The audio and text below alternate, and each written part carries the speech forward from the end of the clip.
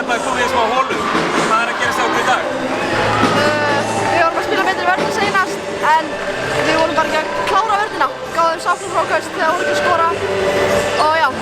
Þú voru að skjóta alveg rosalega vel í fyrri hálfleik. Var það planið hjá okkur, voru tekna skotæfingar fyrir leikinn í dag? Laga kannski hvað sem var aðeins síðast? Ég meina við vorum að fá fullt af 3 skotum í senasta leik, vorum bara ekki að setja þau. Já. Kannski komum tími til að setja eitthvað en svo bara datt einhvern veginn niður í seinni hálfleik. Hvað þurfum við að gera til að koma tilbaka í þessar seríu?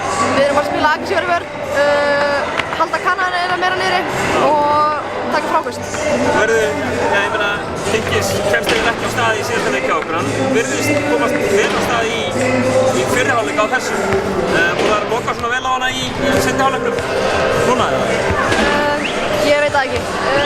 Já, það geta alveg verið. En við þurfum það bara að stíga upp hérna. Getur Keflavík komið tilbaka? Já, alltaf. Ekki? Takk. Alltaf.